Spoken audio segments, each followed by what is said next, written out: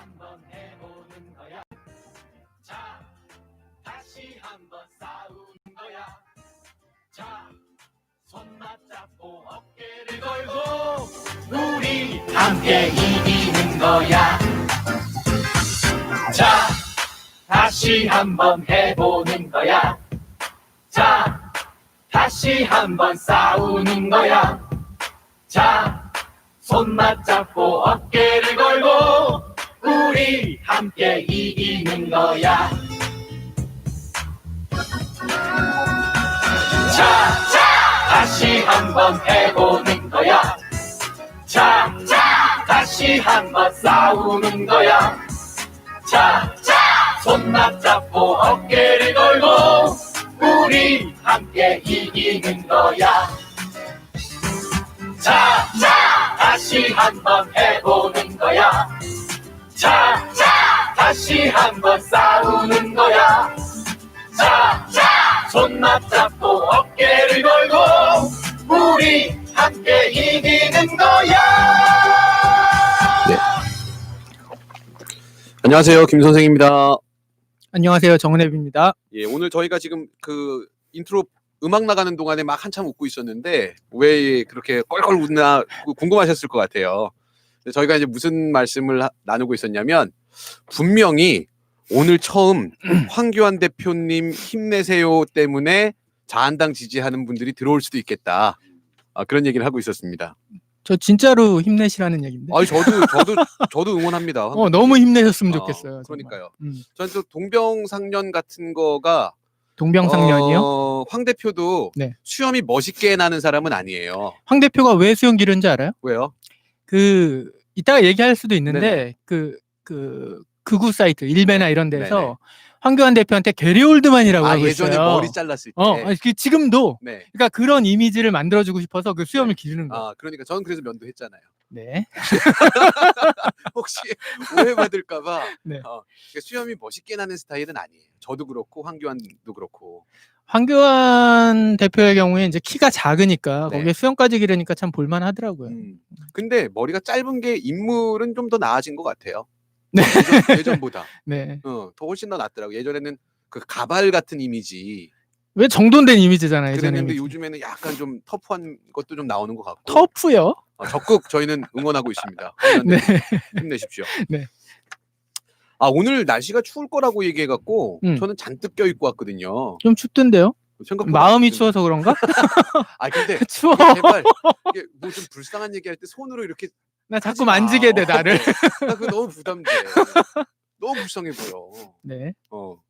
자, 지금 546분 보고 계시고요. 좋아요가 377개네요. 좋아요 눌러주시고 그래야지 또 우리 자한당 지지하시는 분들도 이 황교안 대표를 응원하는 방송이구나 하고 많이 들어오실 거예요. 응원하는 방송 맞아요. 맞아요. 그러니까 좋아요 물론 눌러주시고요. 또 빨리 가갖고 우리 또 교화해야 될 사람들 모시고 와야 되니까 좋아요 눌러주십시오. 네. 저는 도보다리 방송하는 날이 전 방송이 있을 때는 좀 덜 부담되거든요. 네.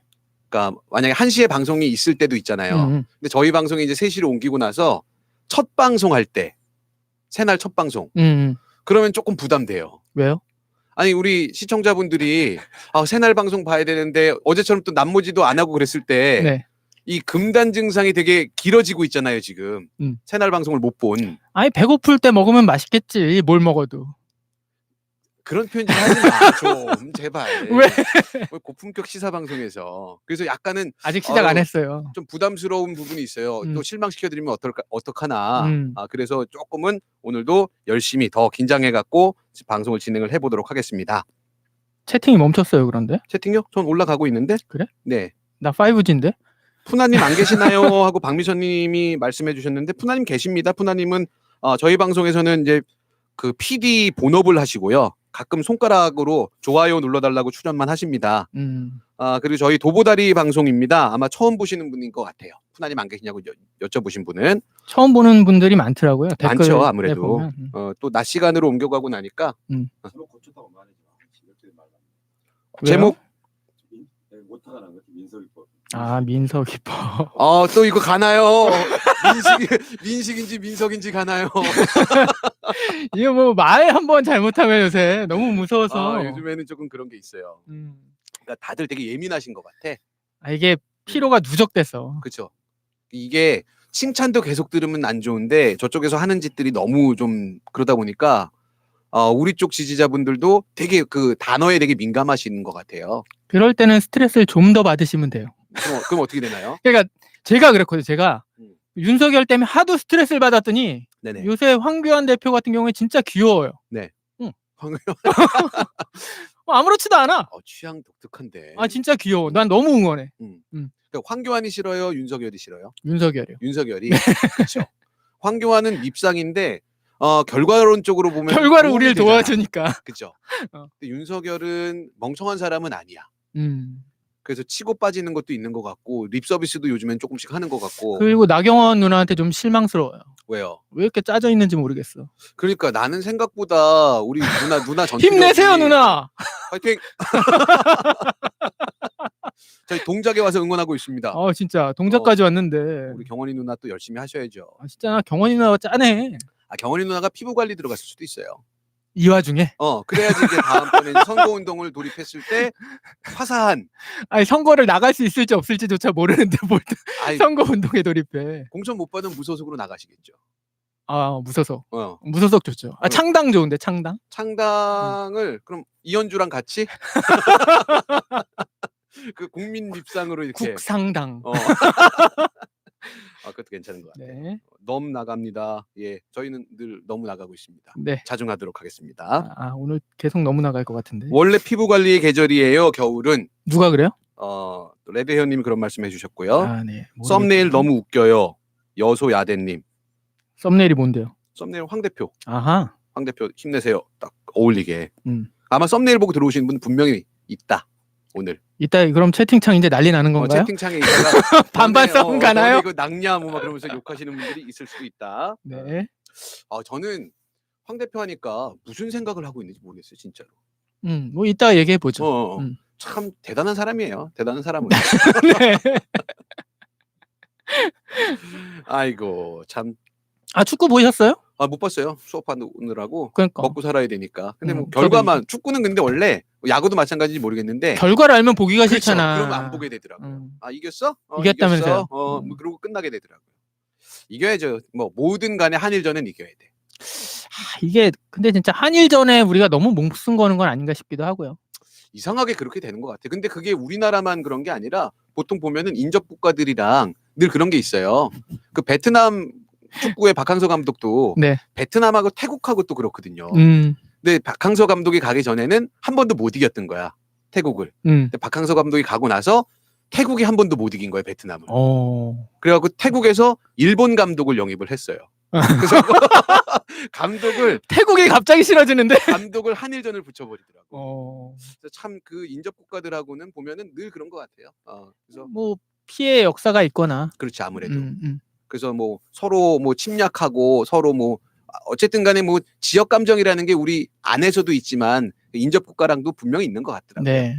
그래서 남양주 하면은 또 옆에 동네랑 안 좋은 사람들도 있을 거 아니에요. 몰라요 저도. 솔직히 거기에서 가는 데가 딱 세 군데라서. 남양주에서. 이마트, 체육센터, 메가박스. 영업으로 다녀요? 영업으로 다니는데 안경이 없어서 못 보고 있어요. 내 안경 내놔 빨리. 또 오해하십니다. 시청자분들이 야 너네 안경을 왜 서로 이렇게 주고받는 관계냐 뭐 이렇게 할 수 있으니까요. 조심 자중하시고. 네. 자 그러면 이제 슬슬 오늘 본격적으로 도보다리 82회 방송 시작해 보도록 하겠습니다. 우리는 촛불혁명이라고 불리는 승리를 했습니다. 전 세계도 놀란 우리는 자랑스러웠습니다. 하지만 우리가 승리했으나 대통령 선거는 끝나지 않았던 모양입니다. 그들은 승복하지 않았고 지속적으로 우리의 3기 민주정부를 흔들고 있습니다. 온갖 상징 조작으로 정권에 흠집을 내고자 하는 노력이 계속되고 있습니다. 하지만 당당하기만 하지는 않습니다. 고기를 많이 잡는 경기에서 고기를 잡으려면 떡밥을 뿌려야 합니다. 하지만 떡밥을 많이 뿌리면 강물이 오염됩니다.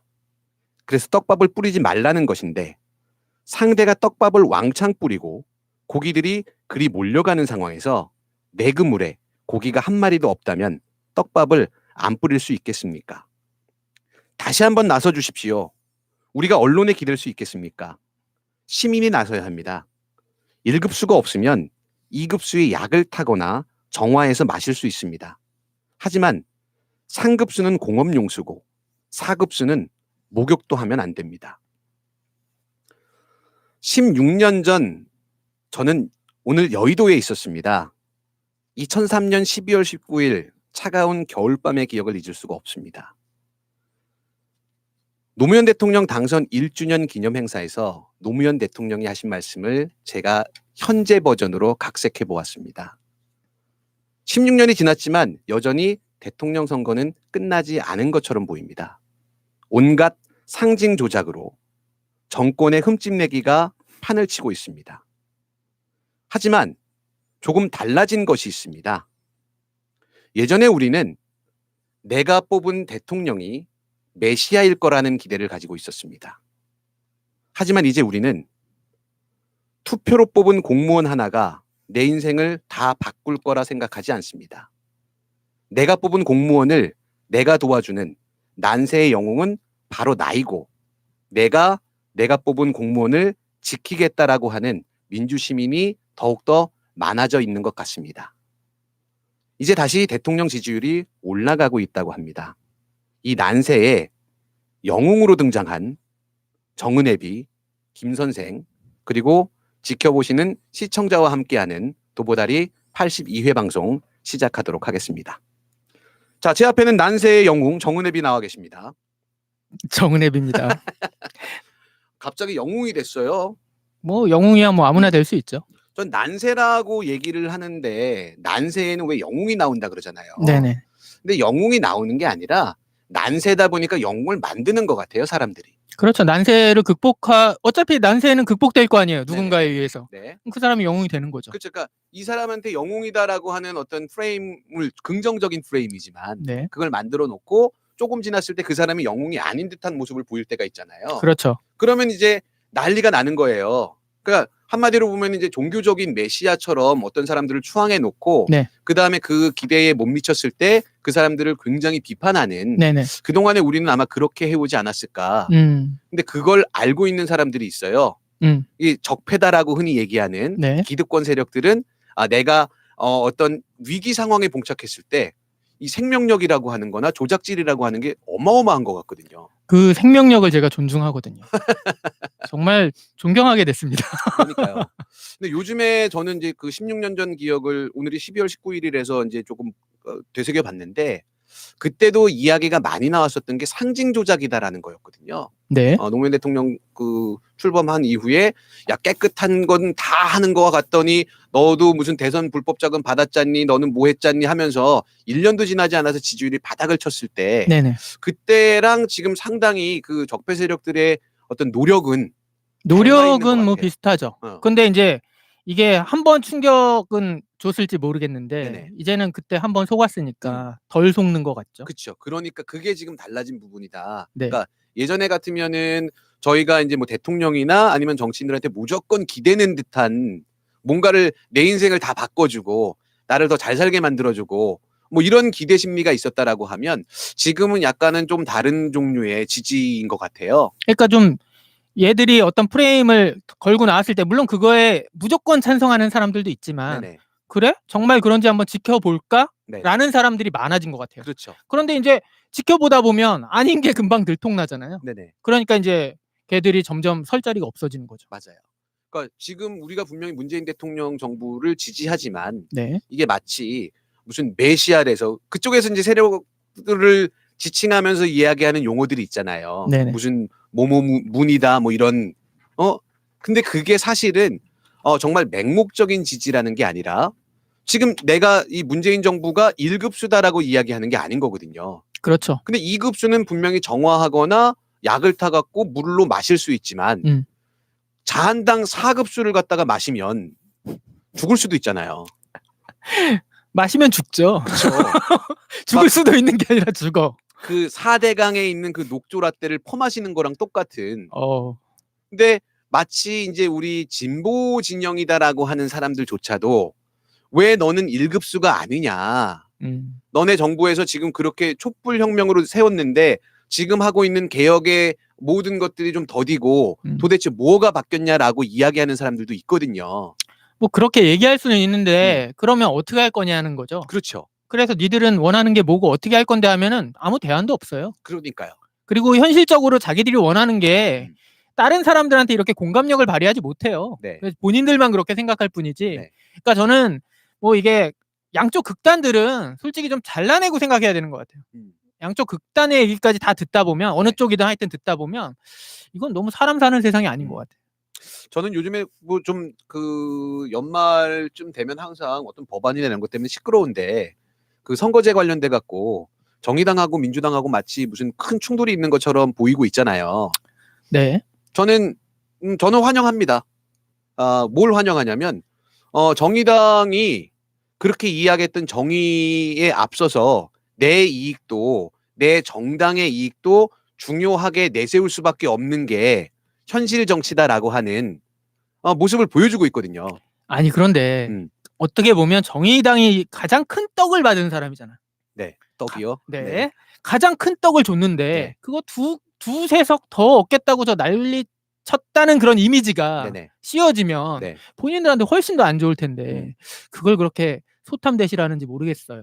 저는 그렇게 생각해요. 그러니까 정당이 내 정당의 이익을 위해서 최선을 다한다. 그게 때로는 개싸움처럼 보일지라도 저는 그건 정당의 목적이 맞다라고 봐요. 네. 근데 그러면 이제 제발 고고한 척은 그만하자는 거예요. 네. 고고한 척 안 하잖아요, 거기. 장외 투쟁하고 있잖아. 그러니까 지금 그동안에 보여왔던 스탠스들이랑 현실적인 정치에 정말 내가 권력을 잡을 수 있다라고 했을 때는 분명히 다른 입장을 취할 수밖에 없다라는 거. 그동안에는 양비론적인 태도를 많이 갖고 갔었잖아요. 그래도 우리 쪽에 좀 가까웠죠. 네. 이것도 너네 잘못된 거고 너네 저쪽도 잘못된 거야. 하지만 우리는 늘 노동자 편, 정의 편 이렇게 해왔던 스탠스라고 하면 실제적으로 본인이 이해 당사자가 되는 상황인 거예요. 네네. 가장 직접적인 수혜자가 됐잖아요. 네. 그럼 그 순간에 이 정의도 중요하지만 현실적인 이익들이 중요해서 스탠스가 바뀔 수도 있더라. 그런 모습을 실제로 보여준 첫 사례이지 않을까. 뭐 제도를 통해서 뭔가 어떤 자기들의 약점을 극복하는 건 좋은 건데 네네. 제도와 더불어 가야죠. 네. 자기들의 예전의 사상이나 이런 것들도 한 번쯤은 점검해 볼 때가 됐다고 저는 생각을 하거든요. 네네. 왜냐하면 내가 그 욕심을 부리지 않고 얘기할 때는 모든 얘기를 다 할 수 있잖아요. 네. 그런데 이제 현실이랑 타협을 해야 되는 시점이 왔거든요. 그러면 이제 한번 당의 스탠스나 이런 것도 총선이 되면 좀 점검을 해보시는 게 어떨까? 그렇죠. 그게 이제 아마 더 정의당이 성장하고 현실 정당으로 그동안에는 어떤 수권 정당의 이미지는 없었잖아요. 그렇죠. 늘 바른 소리하고 늘 어떤 추상적인 뜬구름 잡는 듯한 이미지가 더 강했다라고 하면 지금 기회에 이게 현실 정치에서는 우리가 생각하는 이상만큼 아름다운 세상은 아닐 수도 있겠구나 라는 깨우침을 가지시고 그런 면에서 동일하게 경쟁하고 동일하게 협력하는 어떤 국정의 파트너로서 뭐 민주당 이중대다라고 하는 그동안의 어떤 그 약간 모욕적인 발언들도 많이 들었겠지만 실제로 협력할 건 협력하고 경쟁할 건 경쟁할 수 있는 그런 정당, 그러니까 현실 정당, 수권 의지가 있는 정당으로 거듭났으면 좋겠다라는 생각을 해요. 그러니까 이게 그러기는 힘들겠지만 제가 정의당한테 바라는 모습은 이제 앞으로도 아마 자한당이 뭐 멸문지화하진 않을 거 아니에요. 그렇겠죠. 그러면 자한당하고 또 민주당의 대립 관계가 지속될 텐데 양비론보다 좀 이렇게 협상의 중재자 그런 자리를 포지션을 취하면 되게 오래 가지 않을까. 그런 생각을 가져봅니다. 예, 그러면 좋겠습니다. 자, 그런 면에서 오늘 드디어 그 정은혜비가 그동안 제가 좀 의심스러웠었어요. 오늘 커밍아웃합니다. 그동안에 이 사람 정체성은 도대체 뭘까?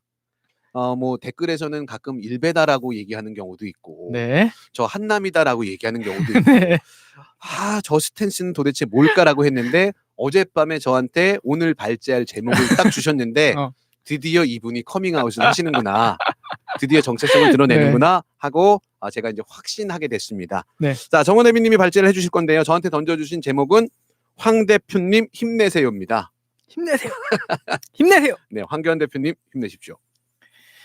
저 이제 경향신문 읽다가 네네. 경향신문에서 극우 세력에 기댄 황교안의 의회박 정치 이런 제목이었거든요. 네네. 지금 계속 의회 밖에서 계속 투쟁을 하고 있잖아요. 네네. 물론 이게 원외의 한계라는 말도 있고 그렇죠. 네. 뭐 그런 얘기도 있지만 너무하는 거 아닌가 싶을 정도잖아요. 네. 근데 저도 그때 국회에서 막 깽판 칠 때 네. 막 침 뱉고 뭐 막 그 태극기 부대 난입해서 네네. 폭행하고 그럴 네. 때는 이게 뭔가 싶었거든요. 네. 근데 이게 며칠 또 지났잖아요, 지금? 네. 그러니까 응원하게 되는 거예요. 잘한다. 그렇죠. 너무 잘하신다. 그래서 원래 이게 저 자한당이 무서운 건 그거거든요. 네. 그 어떤 힘 있는 자들의 모임. 네. 저는 그럴 때 되게 무서운 것 같은데 지금 자기 힘들을 자기가 깎아먹고 있는 것 같아요. 그렇죠. 그래서 그런 부분이 너무 저희가 원하든 사실은 저거를 누군가 해줬으면 했는데 아무도 못하던 거를 혼자서 이루고 계신 우리 황교안 대표님께 정말 진심으로 감사드립니다. 네, 그 말씀에 저도 좀 동의하는 게 이게 자한당 이미지가 약간 좀 싸가지가 없고 네. 돈이 많고 네. 좀 겉으로 보일 때는 되게 좀 나이스한 것처럼 보이는 이 보수의 이 기득권 있잖아요. 네네네. 그 이미지일 때는 사실은 그 이미지를 깨고 우리가 비집고 들어가는 게 조금은 어려운 게 있어요. 왜냐하면 이 인간의 욕망이라는 게 있으니까. 네네. 나도 저런 부자들을 닮고 싶다라는 이미지가 있잖아요. 근데 지금 보여주고 있는 이미지는 이 태극기 할아버지들 똑같아 거기야 그러니까, 그냥. 이거는 이 정도는 괜찮다 그런 이미지로 바뀌는 거는 되게 긍정적인 것 같아요. 그러니까 말 천천히 하는 태극기 할아버지가 되셔가지고 너무 좋으신 것 같아요. 네네. 그래서 뭐 태극기 할아버지들은 좀 과격하시고 그런 것도 있는데 그렇죠. 그런 것도 없으시고 또 이제 이 수액 있게 미셨잖아요 한번. 네네. 수액 있게 한번 밀었다가 이게 또 살짝 뭐 상고머리라고 하나요 예전 말로? 상고머리처럼 자라면서 딱 수염까지 기르니까 뭐 좀 괜찮은 것 같아요. 스타일도 괜찮고. 스타일도 멋있죠. 그리고 그게 이제 이미지화 한다고 하잖아요. 네네. 제가 이제 일베를 감시하는 거예요. 제가 일베를 들어가긴 하지만 네. 일베를 감시하러. 저번에 노트북 보니까 그 크롬을 딱 하면은 일베가 제일 먼저 뜨더라고요. 워마드도 뜨요. 감시 때문에 그런 거죠. 워마드도 뜨고요. 저 계속 감시하고 있어요. 네. 근데 그 일베에 들어가 보면 네네. 이제 황교안 대표 얼굴은 게리 올드만이랑 많이 이제 겹치게 아니면 이렇게 뽀샵을 그렇게 해요. 네. 그런 식으로. 그러니까 나경원 의원도 되게 막 20대처럼 이렇게 뽀샵을 하고. 네. 근데 이제 문재인 대통령 같은 경우에는 네. 그게 진짜 뽀샵이 무서운 게 이게 여기다 이렇게 음영을 넣고 네. 눈을 빨갛게 버리니까 그냥 악마가 되더라고. 그 사진 이제 그걸 움짤로 만들어가지고 계속 걔들이 돌려보니까 네네. 사실 이제 그게 이미지가 이렇게 머리에 박히는 거잖아요. 그렇죠. 그러니까 이런 이미지. 네. 딱 그 다음에 안 좋은 뭐 얘들을 막 붙이고 문재인 대통령한테 이 사람들한테는 지들이 생각하는 미화, 네. 지들이 생각하는 미화를 갖다 붙이면 뭐 그것만 24시간 보고 있는 애들은 네. 그렇게 생각할 수도 있을 것 그럼요. 같아요. 네. 근데 이제 황교안 대표가 국회는 들어가지 못하고 근데 내가 여기서 힘을 써야겠고 네. 그러니까 지금 이제 기독교 세력이랑 붙은 거잖아요. 네. 기독교 세력 그다음에 극우주의 네. 극우주의랑 딱 붙으니까 이게 중도 세력을 우리는 중도 세력이죠. 자한당으로 가면 어떡하나 막 이런 고민도 있고 사실 민주당이 잘하고 있지만 네. 좀 똥볼 차는 것도 있잖아요. 있죠? 그래서 네. 엄청 걱정이 됐는데 네. 지금은 너무 좋은 거죠. 너무 편해. 마음이 너무 편하고 그리고 예전 같으면은 그 행동 하나하나가 너무 스트레스를 줬을 거예요, 저한테. 그렇죠. 저거 막 보다가 막 소주 먹고 자고 맨날 이랬을 텐데 또 이게 이런 효과가 있네. 윤석열 총장이 면역력을 높여놨어 나의. 그렇죠. 그러니까 정말 마음 편하게 볼 수 있는 거예요. 귀엽죠. 그 진짜 황교안 귀여워요 네. 요새 보면. 그리고 뭐 물론 여기서 뭐 소음에 시달리고 이런 것들도 좀 그분들한테는 안 됐는데 네. 좋아요 그냥. 집에서 웃게 돼. 어차피 나 남양주에서 소음이 들리질 않잖아요. 그렇지. 내 문제는 아니니까. 내 문제 아니니까. 아무튼 그래서 이 집회에서 지금 황 네네. 대표가 근데 이제 자기 생각에는 자한당 의원들이 자기한테 동조를 안 하는 거야. 의원들이. 어. 네. 그러니까 절박함이 없다고 자꾸 그렇죠. 몰아세우고 좋은다고 막 몰아세우고 막 이러잖아요. 그것도 너무 마음에 드는 거예요. 그렇죠. 어디서 음. 예전 같으면 만약에 그랬으면 누가 그랬으면 분명히 들고 일어났을 텐데 지금 이제 공천 시즌이니까 공천권을 갖고 있잖아요. 그렇죠. 이걸 거기다가 공천을 지금 또 어떻게 얘기를 했냐면 신인한테 가점을 주겠다. 네. 그리고 중진은 험지를 출마해라. 이렇게 얘기를 해놓은 거예요. 그럼 벌써 열받을만 하거든요. 그렇죠. 험지 중진들이 험지 나가고 싶겠어요? 자기 나오던데 계속 나가고 싶겠지? 그런데 신인한테 또 가점 주겠대. 이 신인은 누굴까요? 자기 쪽 애들이겠죠. 자기 빨아주는. 제가 볼 때는 진짜 집도절도 없는 애들일 것 같아요. 나 같은 애들. 자한당 가나요? 남양주 나오나요? 남양주에서 그래서 최민희 의원이 사면을 받으면 최민희 의원이랑 붙어서 내가 이제, 떨어지는 걸로. 정은혜비랑 최민희 의원이 남양주에서 붙는 걸로. 네. 하여튼 그 신인한테 신인들은 이제 아마 일베나 뭐 국대 떡볶이나 이런 사람들이겠죠.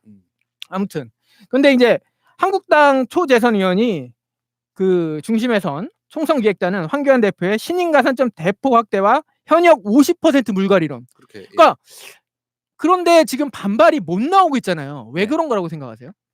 그러니까 지금 너무 이 예전에 절대 권력을 갖고 있는 총재 체제로 돌려놓은 거예요. 황교안이. 그러니까 지금 이제 그 중진이나 이 의원들 자체도 공천 룰이 이제 얼마 전에 이제 뭐 발표가 됐었는데 어떻게 될지 모르는 거죠 지금. 저는 이게 50%라는 게 참 절묘했다고 생각해요. 참 절묘했다고 생각하는 게 내가 그 50% 안에라도 들어야겠다. 그렇지. 그러니까 그걸 지금 지켜보고 있는 것 같거든요. 그래서 저는 이게 빨리 좀 나왔으면 좋겠어요. 근데 만약에 50% 이제 물갈이론에서 이제 배제된 사람들, 이제 배제되는 게 확정되면 과연 지금처럼 가만히 있을 것이냐 하는 거죠. 그럼 그때 가서 진짜 꿀잼이 시작되는 거거든요. 그렇죠. 지금은 그러니까 밑밥을 깔고 있는 거예요. 근데 이 자한당이 얼마나 쪼그라들었으면 예전 같으면 아마 난리 났을 거예요. 그럼요. 지금 이게 뭐 하는 짓이냐고 그랬을 텐데 그 50%라도 들고 싶은 거야. 왜냐하면 나경원 누나가 저렇게 되는 걸 봤거든. 저는 그래서 이제 그 시사점이 뭐라고 생각하냐면 우리가 자한당을 상대로 싸우는 방법을 알려주고 있구나라고 보여요. 네. 상대가 너무 젠틀해. 네. 예를 들면 이제 우리 대통령처럼 그 상대가 인간으로 대접을 해주는 거예요, 얘네를. 그러면 거기서는 얘네가 인간 이하의 짓들을 하는 거예요. 네. 근데 상대가 인간 이하의 짓으로 싸우고 덤벼들면 얘네가 뭐라 그러면 인간답게 우리 같이 그냥 조용조용 가자. 네. 도리어 그러니까 꼬리를 내리는 모습들이 보이더라는 거죠. 그러니까요. 그 꼬리를 내리는 것과 불만이 내재되는 게 동시에 있으니까 너무 재밌고. 그렇죠. 사실 막 그 어떤 뭐 유튜브나 좀 이제 진보 유튜버들이나 이런 사람들 얘기하는 거 보면 황교안이 너무 멍청한 것 같다. 어떻게 저럴 수 있냐. 뭐 이런 얘기도 많이 하는데 제가 볼 땐 되게 똑똑한 것 같거든요. 황교안이 왜 지금 저러고 있다고 생각을 하세요? 저는 황교안이 저러고 있는 이유는 정답을 맞춰볼까요? 오답을 얘기해 줄게요. 저는 자한당을 살리기 위해서 더 쇄신하기 위해서 그런 거라고 생각해요. 자한당을 쇄신해서 총선을 승리하기 위해서? 그렇죠. 저는 아닌 것 같아요. 그래요. 저는 총선은 말아먹든 말든 상관이 없는 거예요. 내가 볼 때 이 사람은 만약에 총선이 잘 됐어. 그래서 만약에 당이 제대로 굴러가. 그러면 제가 볼 때 제일 먼저 잘릴 사람은 황교안이에요. 그렇죠. 그러니까 당을 말아먹든 말든 내 나와바리를 만들 거야. 딱 그 생각인 것 같아요. 그럴 것 같아요. 그러면 뭐 지금처럼 수권 야당이라고 하는 게 말이 없죠. 네. 수권 정당은 아니니까. 하여튼 좀 이렇게 거대 야당은 아닐지라도 그러니까 예전에 약간 김종필 같은 그런 스탠스. 그러니까 그게 실속이 있을 수도 있을 것 같아요. 듣다 보니까. 그러니까요. 이게 뭐냐면 만년 2등이 더 나아요. 그럼요. 계속 버틸 수 있잖아. 1등은 공공의 적이잖아. 그러니까 1등을 하는 게 아니라 만년 2등, 3등만 하는 거야 그냥. 그리고 캐스팅 보트를 딱 갖는 거죠. 그렇지. 그래서 나를 따르는 애들 몇 명만 데리고서 왕노릇하면서. 그러니까요. 그게 더 나을 수도 있죠. 그러니까요. 그 곁에 붙어 있는 건 뭐 전희경 뭐 이런 애들이잖아요. 근데 어젠가 전희경 이제 딴 사람들한테 졸지 말라고 막 그랬잖아요. 근데 전희경 연설할 때 졸았어. 본인이? 야, 근데 황 대표도 비위가 대단하네. 왜요? 전희경이 말할 때 나는 막 미치겠거든요. 왜? 막 되게 불쾌 막 메스껍고 진짜로. 근데 거기서 졸 수 있다라는 게 비위가 좋네. 지금 제정신이 아닐걸요? 며칠 뭐 날도 새고 막 이랬잖아요. 밤에 맨날 투쟁하고 이러다 보면 지금 나이도 있으신데. 그러니까요. 건강 챙기시기 바랍니다. 네. 그리고 이번에 원내 지도부로 심재철하고 김재원이 당선됐잖아요. 네네. 근데 저는 이게 황교안 대표한테 힘을 몰아줬다고 생각을 했는데 그게 아니더라고요. 반대죠. 네, 들리는 소문에 의하면 네네. 그러니까 이 중진들이잖아요. 네네. 이 중진들이 이러다가 우리 되겠다. 그래가지고 이제 중진을 대표할 수 있는 사람들 그렇죠. 몰아준 거죠. 맞습니다. 예. 그래서 진짜 김재원 의원은 어디 가도 정말 비주얼에서는 밀리는 사람이 아니잖아요. 그럼요. 제가 전 세계 어디에서도. 근데 저는 개인적으로 김재원 의원 너무 좋아해요. 저도 정말 좋아합니다. 정말. 나 진짜 막 자한당에 빠질 것 같아. 저는 너무 응원해요. 김재원 의원도 너무 응원하고 그 뻔뻔함. 나는 우리 지역구의 예산을 100억 넘게 땡겼지만 이 세금을 훔쳐가는 도둑놈들 이러면 안 된다. 뭐 이렇게 얘기하는 이 뻔뻔함이나. 그러니까요. 이 이중자 때 너무 진짜 너무 마음에 좋아. 들고요. 나는 지금 딱 불만이라면 그거 하나예요. 경원이 누나가 너무 빨리 찌그러졌다. 빨리 참전하셔라. 좀 화끈하게 한번 그런 모습을 보고 싶고 그렇게 되면 아마 지금보다 더 쪼그라들지 않을까 자한당이. 그쵸. 그런 생각을 해봅니다. 그렇죠. 그러니까 물론 이제 그럴 것 같아요. 그 전투력은 엄청나게 세지는 군소정당. 그게 뭔가요? 그러니까 예를 들면은 예전에 이거 이렇게 전투력이라고 해야 되나 그걸?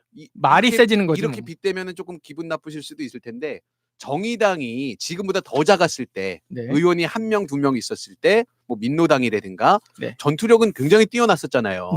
근데 이제 자한당 입장에서 봤을 때는 완전히 종북 좌빨이라고 하는 극 좌세력들인 거잖아. 근데 이제 자한당도 쪼그라들어서 오른쪽에 있는 그런 스탠스를 취하지 않을까. 완전 극우에 뭐 황교안 사당이 된다라고 하면 총재가 이야기하는 거에 전혀 토달지 않고 목숨을 바쳐서 들어 눕더라도 싸우는 거야.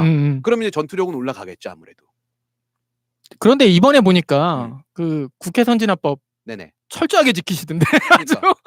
예산 통과할 때 보니까 철저하게 지키시던데. 한 번만 당하면 돼요. 이 사람들은 좀 나쁜 사람들이긴 한데 학습력이 뛰어나기 때문에 한 번 이런 거 있잖아요. 내가 조금 위기 의식을 느꼈거나 당한 거 그런 거는 학습력이 빨라요. 그러니까 그것도 이번에 보면 이번에 막 그 상정돼 있는 사람들 있잖아요. 거기 그 법에 걸려 있는 사람들 그 사람들 자기가 봤잖아. 그리고 이번에 어떻게 될지 모르잖아요. 그렇죠. 진짜 총선 끝나면 여기서 대패했다. 그러면 일 빠잖아요. 그렇죠. 윤석열도 이제 살아야지 뭐. 그러니까 제 친구가 애를 굉장히 자유방임으로 키우거든요. 그러니까 이제 놀러 가면 막 뜨거운 거 이렇게 만지려고 하잖아요. 애들이 보통 신기하면. 그럼 다 어른들이 못하게 하잖아요. 만지라고 놔두는 거예요. 왜냐하면 뜨거운 걸 알아야. 만지고 나면 절대 안 해요. 저번엔 미끄럼틀에서 어차피 떨어지겠다. 떨어지게 놔도 뚝 떨어지는 거예요 진짜로. 애가 막 울지. 그런데 다시는 안 올라가요. 근데 너무 위험한데 그거는? 그러니까 이 본인이 생각하는 틀은 있나 봐요. 이렇게 저 정도면 괜찮겠다. 괜찮다라는 게 있는데 자한당이 딱 그 정도 수준인 것 같아요. 한번 이렇게 호되게 당하면 학습은 빨리 하는 것 같아요. 그리고 그때 시기가 너무 절묘했던 것 같아요. 이게 그 태극기 부대가 이렇게 쳐들어갔잖아요. 국회로 쳐들어갔을 때 그때 마침 또 정의당이 거기서 농성을 하고 있었어. 근데 솔직히 우리 저희 시청자나 청취자분들도 자수하십시오. 이거 진짜 나쁜 짓이긴 한데 사실 좀 속 시원했다. 저는 사실 죄송합니다. 근데 사실 그런 면도 있었습니다. 아니 근데 사실 뭐 노인들이 아무리 주먹이 세봐야 뭐 물주먹일 거 아니에요. 뭐 그러니까 딴 거는 사실 괜찮더라고. 이렇게 좀 때리고 거기까진 괜찮았는데 침을 뱉었대. 그거는 좀 너무 심했지. 진짜 그건 너무 힘들 것 같아. 그렇죠. 침을 뱉으면. 내가 침을 맞았으면 너무 힘들 것 같아. 그 여자 의원이 나와서 얘기하더라고. 당직자인지 뭔지 모르겠어요. 그분이 나와서 얘기하는데 침을 뱉었어. 그건 좀 그러네. 때리는 건 근데 뭐 노인 물주먹이지 뭐. 그럴 수 있어.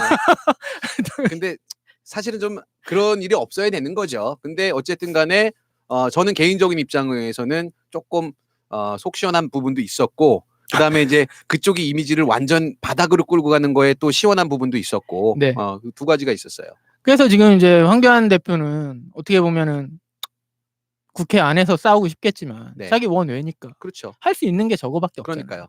그리고 자기는 공천권을 놓지 않을 거니까. 그렇죠. 이제 공천권을 가지고 중진을 학살하고 네. 그러면 이제 거기를 자기 똘마니들로 채운 다음에 당이 어떻게 되든지 말든지 간에 그렇죠. 어떻게 되든지 말든지 간에 나는 내가 챙길 수 있는 것만 챙겨가겠다. 음. 아주 합리적인 그러니까요. 아주 진짜 특출난 생각을 하고 계신 것 같아서 공부 잘한 게 티가 나. 말 한마디 한마디가 너무 공부 잘했던 티가 나. 그러니까요. 그래서 저희는 진짜 이번 여러 가지 일련의 사건들을 보면서 황교안 대표를 다시 재평가. 요 일련의 사건들은 황교안의 재평가다. 이렇게 얘기를 할 수 있을 것 같아요. 공부 잘했던 사례를 좀 보죠. 그러면 네네. 이번에 말 중에 문희상 선거구 주민들은 핫바지인 줄 아는가. 어우 공부를 너무 잘하셨어. 네. 그다음에 그 4+1 협의체 네. 거기에 대해서 투표권을 훔치는 도둑놈들. 그다음에 더불어민주당 등 극좌 세력의 무도한 폭거를 막아내자. 네. 극좌 세력을 못 보셨나 봐. 그러니까요. 이석기 풀어줘. 지금 그러니까 본인이 극우 쪽에 가서 붙어 있다 보니까 네네. 그리고 지금 어떻게 보면 경찰이나 검찰에서 벌써 솔직히 이걸 만약에 법의 잣대로 평가를 하면 네. 구속을 해도 12번은 했어야 되잖아요. 그렇죠. 그러니까 민노총 같은 경우 그때도 저희가 이제 좀 비판했었던 건데 그 국회 펜스 넘어가는 것 때문에 4년 아마 구형받았을 거예요. 네. 근데 지금 이거는 그거 비할 것도 아니잖아요. 그렇죠. 네. 이건 뭐 테러라고 봐야죠. 테러라고. 그렇죠. 국가 전복 세력이죠. 네네. 그런데도 뭐 이게 야당 대표니까 네. 제일 야당의 대표니까 네네. 어떻게 못 하는 거죠. 그렇죠. 그러니까 본인이 하고 싶은 대로 하게 놔둡시다. 네. 단 좀 이 물리력이 너무 세지면 안 돼요. 노인들 이 펀치는 좀 치수를 재야 될 것 같아. 너무 센 사람은 안 돼. 그러니까 거기도 보면 이제 이런 거 같아. 그 노인들이 이 혼자 골방에 있는 게 늘 문제예요. 네. 집에선 심심하거든.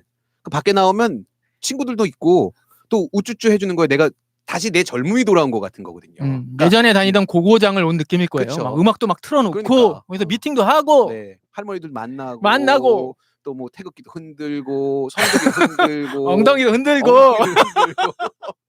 허리도 막 돌아가고 또 집에 가서 골방 누워 있으면 또 아파요. 근데 다음 날 나면 또 괜찮거든. 그렇지.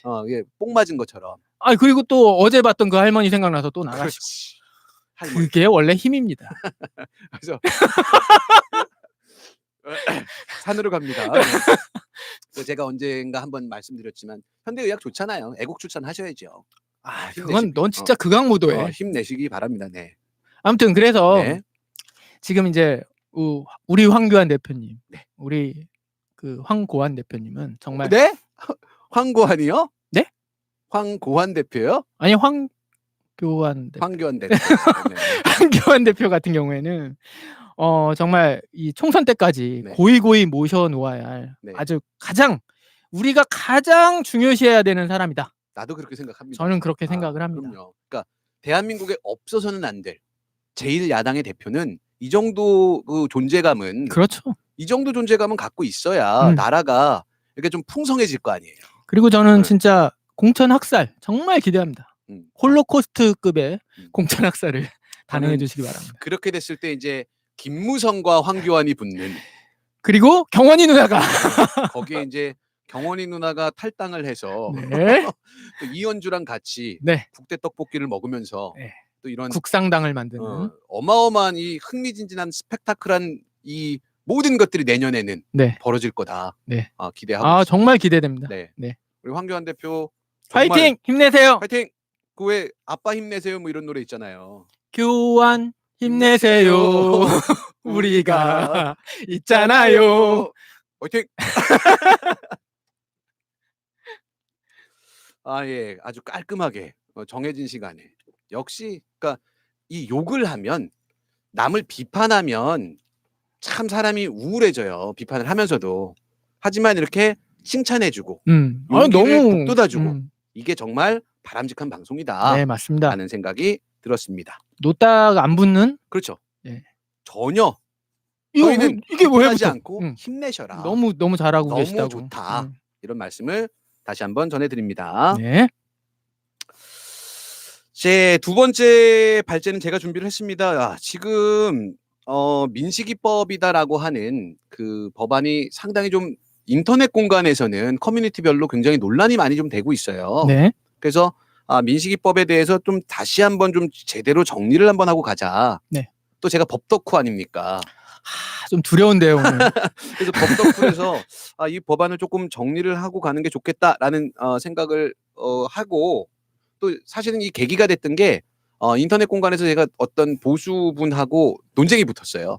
인터넷에서? 민식이법 놓고서. 네. 그래서 민식이법이 조금 왜곡돼서 전달된 부분이 있고, 또 분명히 우리도 인정할 부분들이 있다라는 네. 생각이 들어갔고, 조금 불편하실 수도 있는데 한번 이제 오늘 민식이법 이야기를 좀 해보도록 하겠습니다.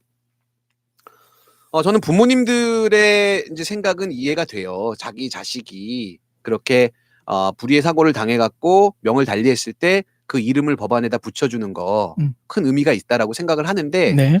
저는 이제 국회에서 그런 것 좀 안 했으면 좋겠어요, 사실은. 그러니까 민식이법이 여러 가지 논란이 되고 있는 그 핵심 중에 하나는 뭐냐면요, 민식이법이 법안이 하나라고 생각하는 거예요. 왜냐하면 민식이법이니까. 네. 근데 그 민식이법이라고 불리는 법안이 두 개인 거거든요. 하나는 도로교통법 개정안.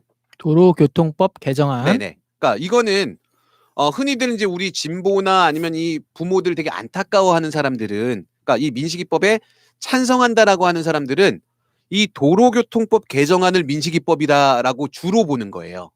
그리고 그 도로교통법 개정안이 포함된 민식이법에 대해서 사람들은 잘 몰라요. 그렇죠. 잘 모르는 상태에서 민식이라는 아이가 진짜 불의의 교통사고를 당해서 저렇게 됐는데 그거를 막을 수 있는 법이다.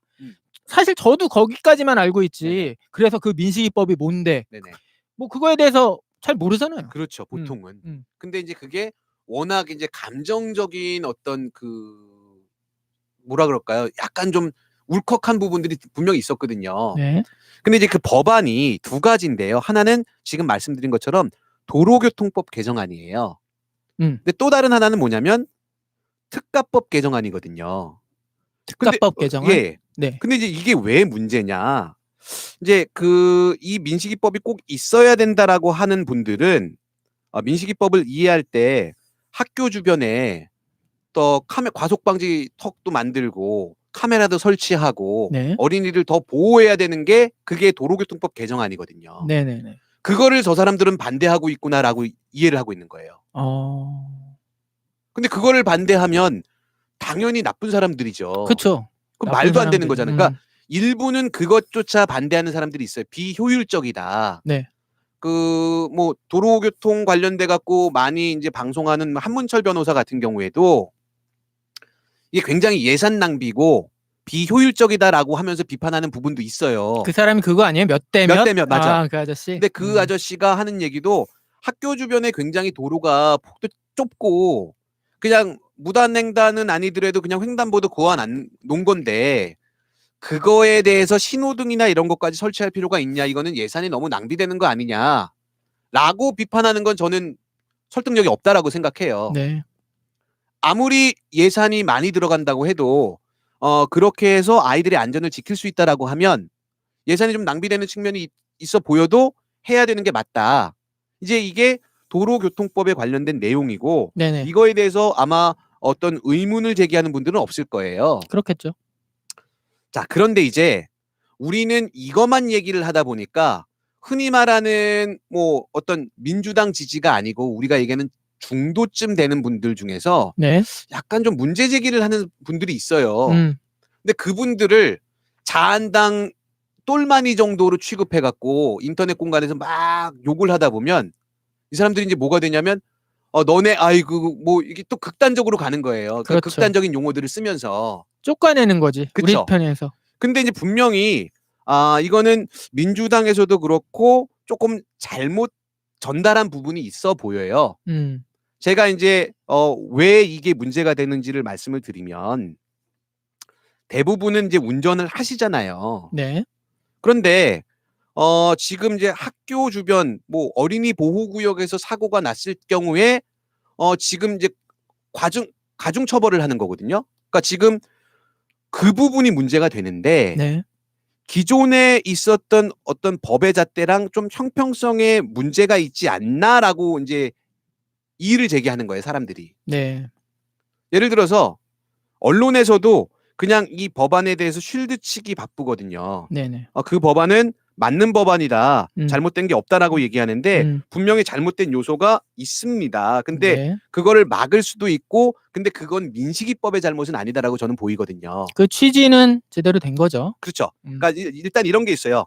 기존의 법에서도 똑같았어요, 사실은. 네. 그러니까 언론에서 이 법안이 요즘에 인터넷 공간에서 사람들이 계속해서 얘기하니까 그거는 허위 정보다라고 얘기하면서 뭐라고 얘기하냐면요. 12대 중대과실에 해당되는 사고가 일어났을 때만 처벌받는 거기 때문에 학교 주변의 어린이 보호구역에서 사고가 나면 무조건 처벌받는 게 아니다. 네. 이게 팩트 체크를 해줘요. 언론사에서. 네. 그러니까 사람들이 그냥 듣기에는 맞네. 그럼 12대 중대과실을 안 하면 되지. 근데 사실 또 뭘 확인 안 하냐면 12대 중대과실이 뭔지 확인 안 해보거든요. 잘 모르죠. 근데 12대 중대과실 중에 11번이 어린이 보호구역 안전 운전 의무 위반이에요. 그러니까 뭐가 되냐면 어린이 보호구역에서 사고가 나면 무조건 처벌받는구나라고 하는 논리가 사실은 기존에도 그렇게 돼 있었던 거거든요. 그렇죠. 근데 가중 처벌을 하는 거예요. 근데 지금 이제 여기서 문제 삼는 게 뭐냐면 이렇게 돼 있어요. 개정법안이 어린이를 사망에 이르게 한 경우에는 무기 또는 3년 이상의 징역에 처한다. 무기요? 네. 근데 그래서 사람들이 이거에 대해서 비판을 가하니까 야 그러면 12대 중대과실을 안 하면 되잖니. 이렇게 누가 12대 중대과실을 하려고 하는 사람 몇이나 되겠어 도대체. 근데 12대 중대과실은 뭐 다 그래 뭐 중앙선 침범, 과속 어쩌고 저쩌고니까 과속도예요? 다 이제 설득력이 있는데 12대 중대과실에 어린이 보호 구역에서 사고가 들어가 있는 거예요. 네. 그러니까 이제 걱정하는 사람들은 본인의 문제가 아닌 과실로 인한 사고였을 경우에 네. 이게 3년이다라고 하는 하한선을 정해놓은 처벌 규정이 과연 맞냐? 그렇죠. 만약에 내가 그냥 가고 있었는데 네. 그 애기들이 네. 제가 이제 사고 나는 그런 어떤 동영상이라고 해야 되나? 네네. 짧은 동영상들을 봤는데 네. 킥보드 있잖아, 킥보드. 네네. 자전거 네. 이런 거 타고 쌩 와서 그냥 부딪혀 버린 다음에 날아가는 거야, 애기들이. 네네. 그러면은 그것도 만약에 만약에 이게 통과가 된다면 네네. 통과됐죠. 네. 통과가 됐으니까 뭐 3년 받는 거 아니에요. 그렇죠. 그러니까 사망했을 경우에는 사망. 그다음에 이제 상해에 이르렀을 경우에는 1년 이상, 15년 이하.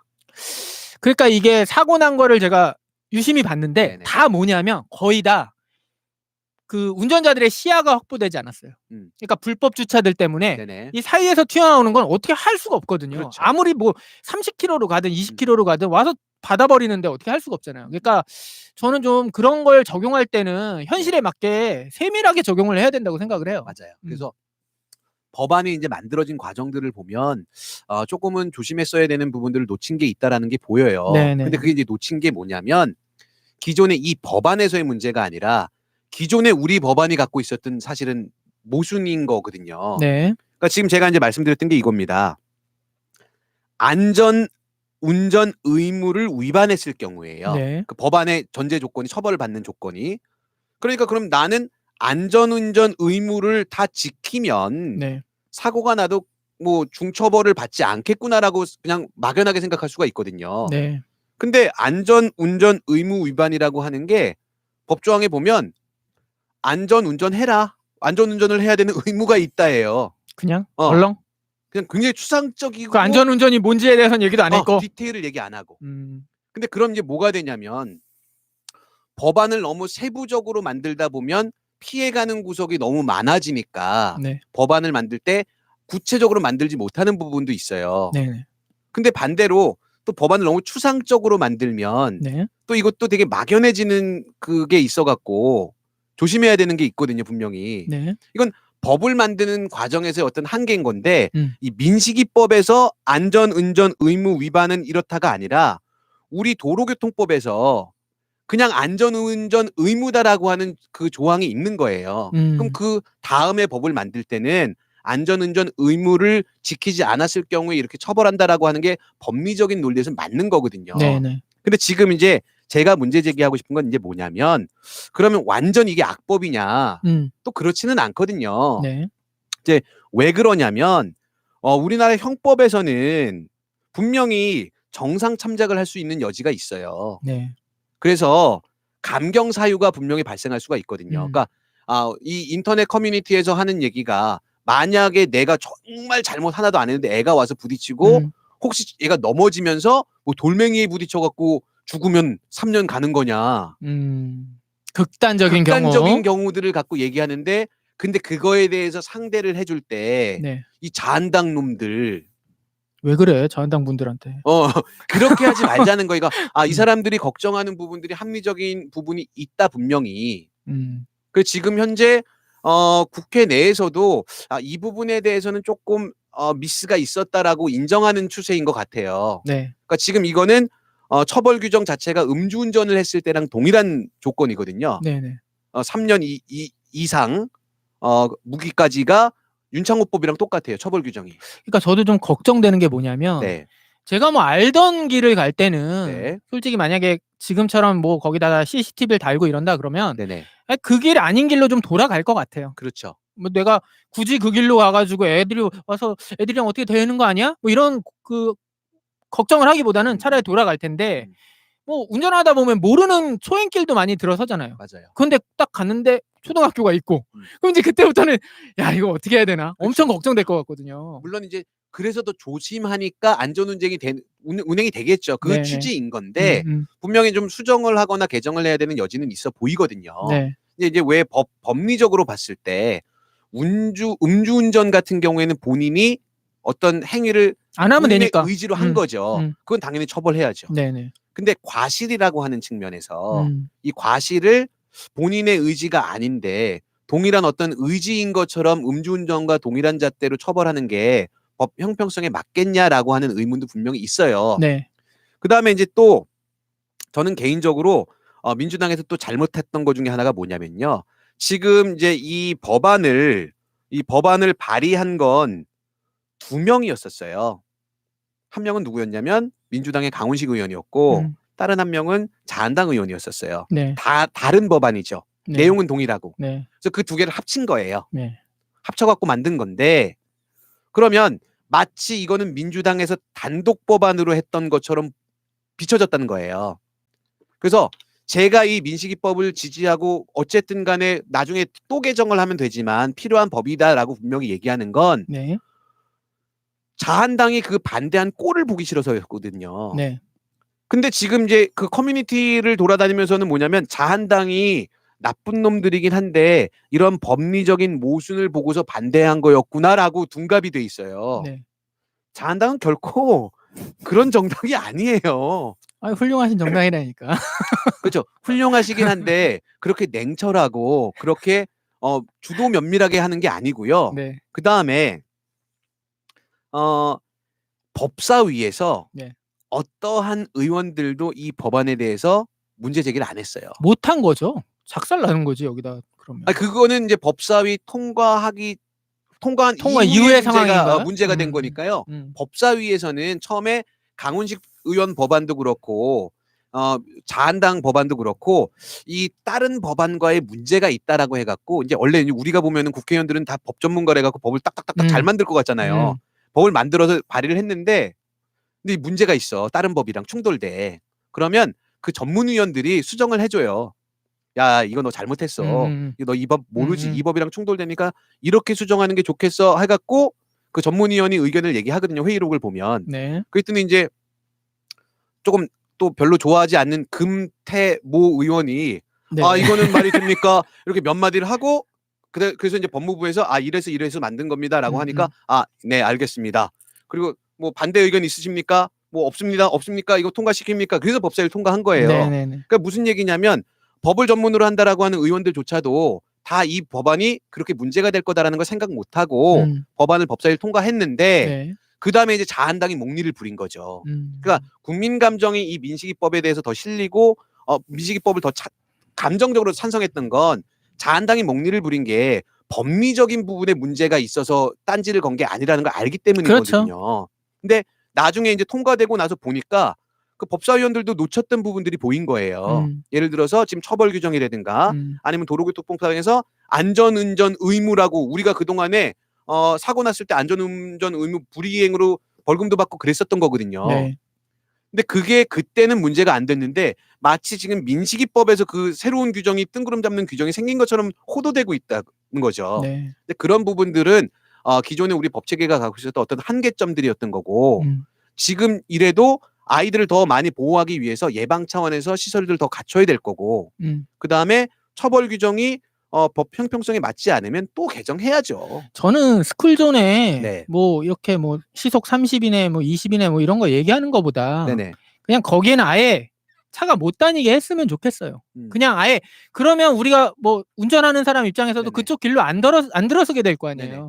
그러면은 뭐 사고 위험도 훨씬 줄어들고 그러니까 처음에 학교를 뭐 짓는다 그러면 설계 때부터 그런 생각을 좀 했었으면 좋겠어요. 그렇죠. 조금씩 이제 더 나은 방향으로 제발 이 자본의 논리로 따지지 말고 그러니까. 이게 불필요한 게 돈이 너무 많이 드네 이렇게 하지 말고 좀 냉철하게 생각해서 좀 오바 같더라도 네. 더 아이들을 보호하는 쪽으로 가야 될 거라고 생각이 되고요. 그다음에 정작 중요한 건 뭐냐면 제가 이제 드리고 싶었던 말씀은 뭐냐면 마치 우리가 지지했던 법안이나 우리가 어떤 감정적으로 동요됐던 거에 문제 제기를 하는 사람들이 다 자한당과 동급이다라고 등치시키지 않았으면 좋겠다는 거예요. 그렇죠. 문제가 있는 거에 대해서 제기하는 거를 네네. 자꾸 그냥 감정적으로 얘기하면 안 될 것 같아요. 그래서 지금 현재 이제 그 부동산 사이트에서는 이 생활 반경 내에 어린이 보호 구역이 없는 아파트라는 광고가 나와요. 그러니까 그 정도로 시장에서는 민감해지는 거지. 민감해진 거거든요. 그리고 내비게이션 업체들한테 그 유저들이 뭐라고 얘기하냐면 어린이 보호구역을 피해갈 수 있는 루트 안내 옵션을 만들어 달라고 요구를 하고 있거든요. 그러니까 네. 사람들이 겁이 나는 거예요. 그러니까 이게 뭐냐면 제대로 알려지지 않고 정확하게 뭐가 문제다라는 걸 모르고 막연하게 호도되는 경향들이 있다라는 거죠. 네. 근데 이게 기본적으로 분명히 걱정하는 부분들이 있어요. 그다음에 이제 요번 법안에서 또 하나 이제 조금 문제가 있다라고 생각되는 게 뭐였냐면 법안을 구체적으로 잡으면 이제 문제가 되는 게 이런 건데요. 자동차 및 원동기라고 이제 법안에 돼 있어요. 그럼 스쿨존에서 그 어린이 보호구역에서 중장비가 아이를 그 사망 사고를 냈어요. 그럼 처벌 안 받습니다.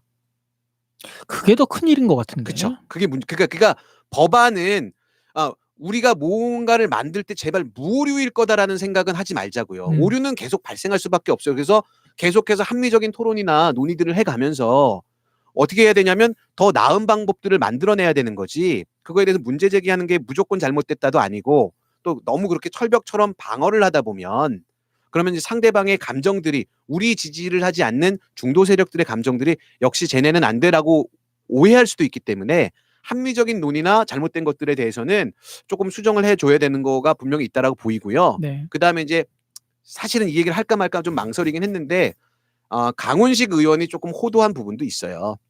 강훈식 의원이 개정한 법안에는 CCTV나 이런 것들을 확보하는 법안이 아니에요. 네. 강훈식 의원이 발의한 법안은 처벌 규정만 있는 법안이고요.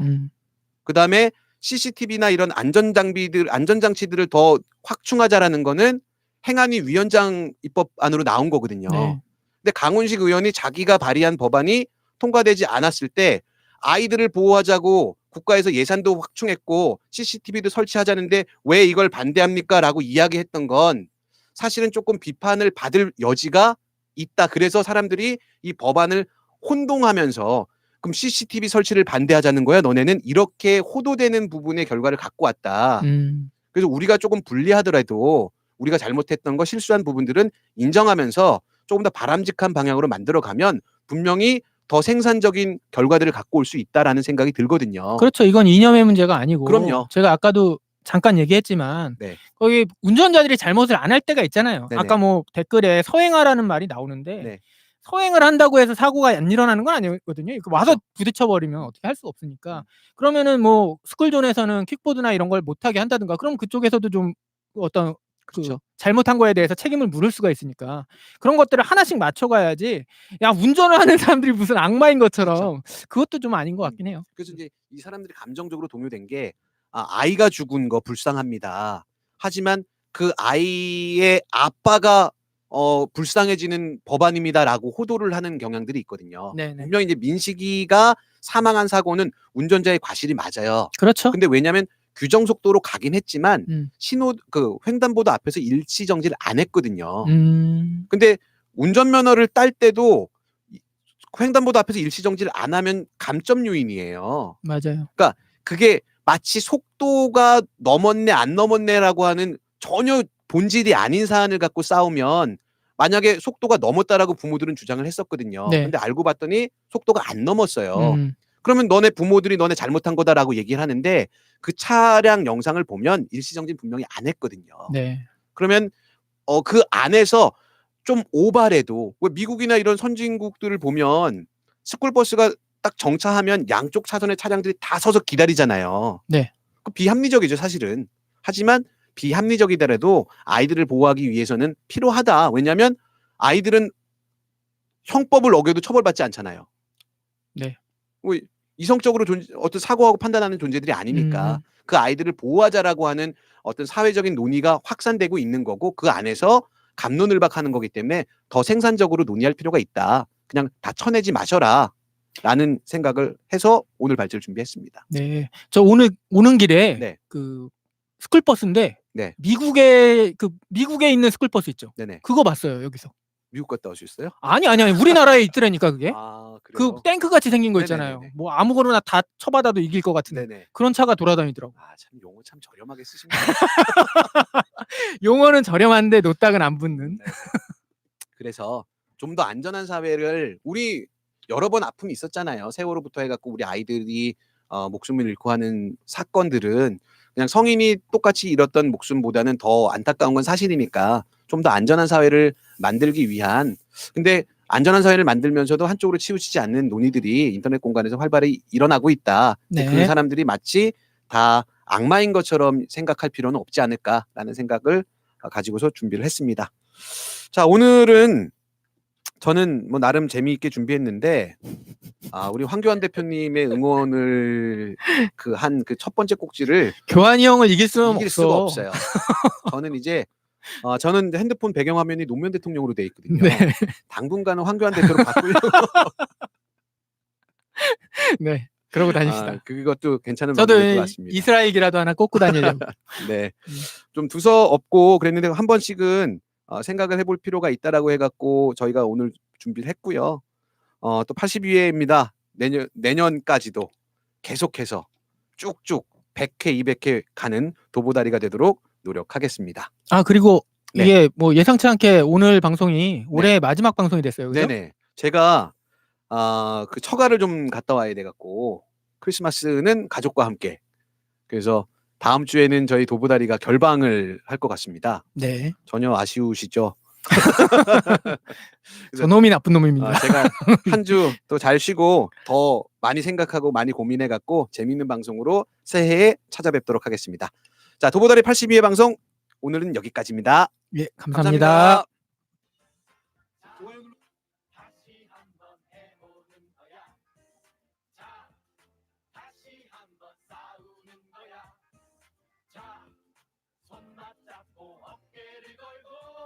우리 함께 이기는 거야.